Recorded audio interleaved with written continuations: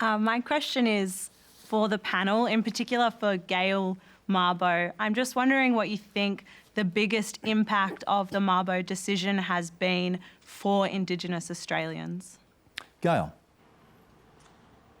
Well, for me, I think it has been the recognition of Indigenous peoples on their country by doing acknowledgements of country and acknowledging those who are still there on their lands and giving them the opportunity to speak their language, do their dance and share their songs. So therefore, for me, that's the greatest step forward, is just acknowledging them who has always been here and will always remain to be here and be the First peoples of this country. And Gail, when you reflect on the 30 years and what's been achieved, what still remains, do you think? What would your father think today, looking at what's happened, but also the road ahead?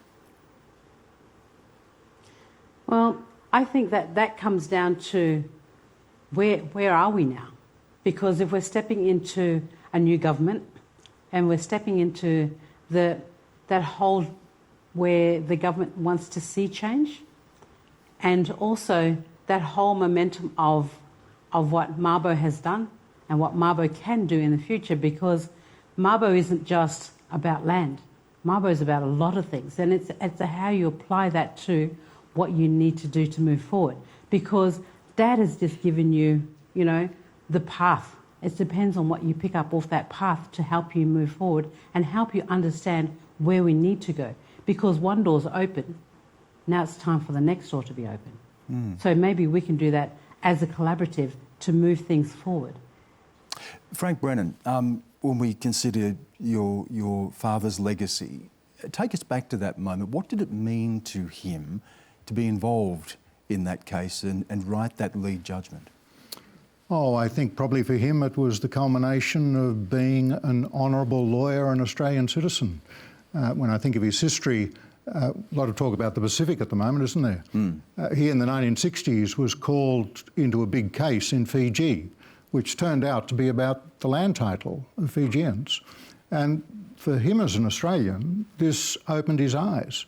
He came back, the Whitlam government was elected, and he was appointed as the lawyer for the Aborigines of the Northern Land Council in formulating the Aboriginal land rights in the Northern Territory. But then as a lawyer on the High Court, he spent 10 years while the Northern Territory government was constantly appealing provisions of that Act. So I think he probably got to educate his fellow judges about the reality of Aboriginal relationships with land. So then when Mabo came along in 1992, he'd had, 25 or 30 years as a lawyer wrestling with these difficult questions where he knew that terra nullius was just not on. The idea, of course, that this was an empty land for the taking. Yeah, that it had no credibility. And particularly in 1975, there'd been the decision of the International Court of Justice. In fact, I've often thought with the Uluru Statement from the Heart, you'll all know that there's that very eloquent provision in it about ancestral land between land of Mother Nature, people born therefrom, remaining attached thereto, returning thither.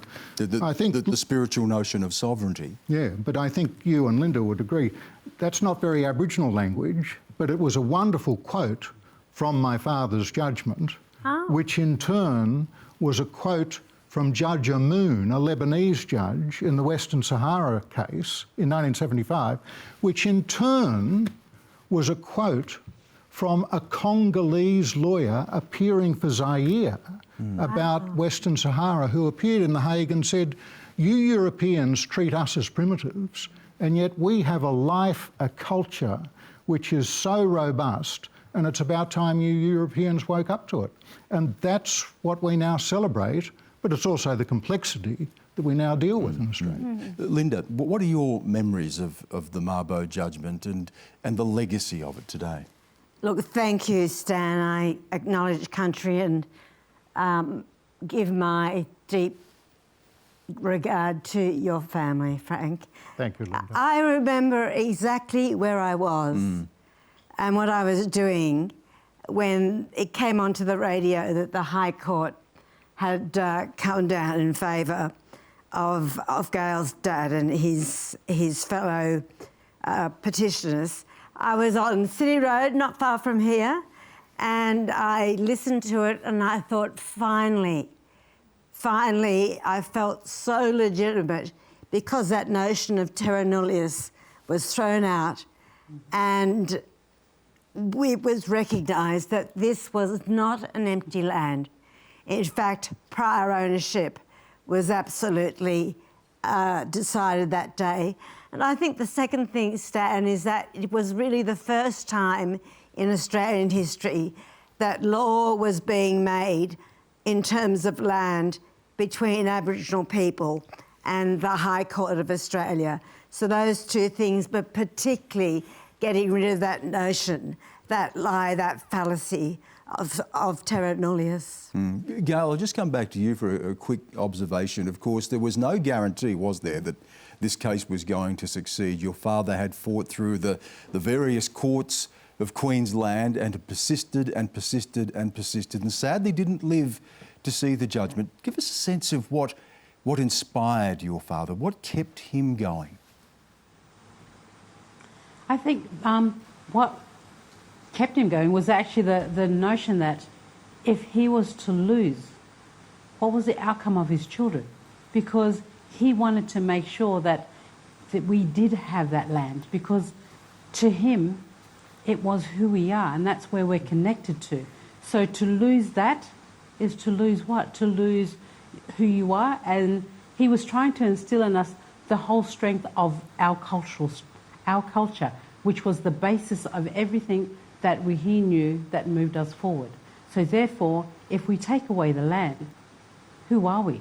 We're lost people. So therefore, that fight was his mantra, that he wanted to make sure that we had entitlement to that land.